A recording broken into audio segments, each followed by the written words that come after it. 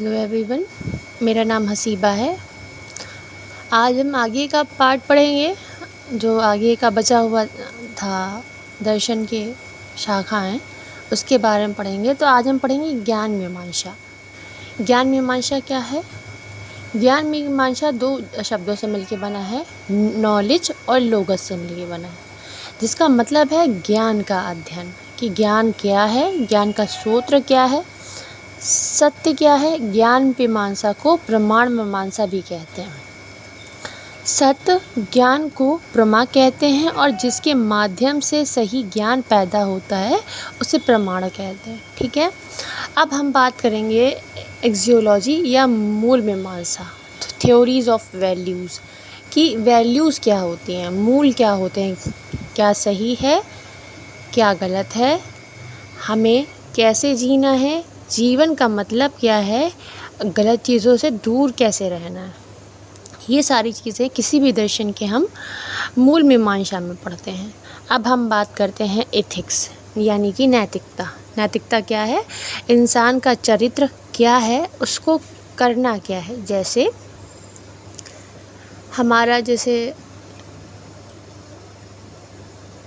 क्या इंडियन दर्शन है, तो ये बताता है कि हमारे लिए बड़ों का आदर करना, आदर सत्कार करना, छोटों का ख्याल रखना, ये सारी चीज़ें हमारा चरित्र है। और हमें अपने गुरुजनों का ख्याल रखना, इन सब का को वैल्यूज़ को बताता है। वैसे ही नैतिकता में हम लोग इन सब चीज़ों का अध्ययन करते हैं कि कौन से दर्शन में किस चीज़ की बात करी गई है, कि इंसान का चरित्र कैसा होना चाहिए, इसकी बात करते हैं हम लोग।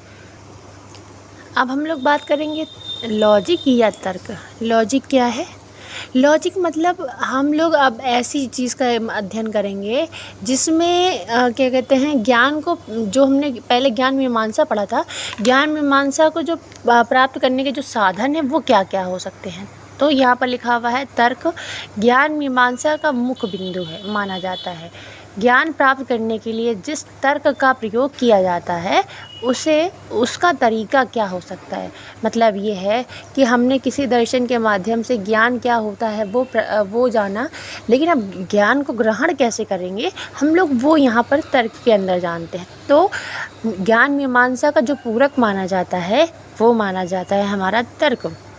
उसके बाद आता है, हम लोग तर्क दो तरीके से कर सकते हैं, डिडक्टिव निगमनात्मक तर्क, जिसमें क्या होता है कि हम लोग कोई पहले समान से विशिष्ट, मतलब कोई छोटी सी बात बताते हैं, उसके बाद स्पेसिफिक की तरफ जाते हैं। जैसे सभी महिलाएं मेहनती होती हैं, रिया महिलाएं। पहले हमने सबसे बड़े जो वो है उसकी बात करी है, एक महिला के ग्रुप की बात की है, फिर हम स्पेसिफिक रिया के बारे में गए। इसको हम लोग दूसरे शब्दों में मूर्त से अमूर्त भी कहते हैं, विशिष्ट से समान की ओर भी कहते हैं, प्रत्यक्ष से अनुभव की ओर भी कहते हैं, और उदाहरण से नियम की ओर भी कहते हैं। इसका दूसरा पार्ट है जो कहलाता है इंडक्टिव लॉजिक। इंडक्टिव का मतलब होता है आगमनात्मक तर्क।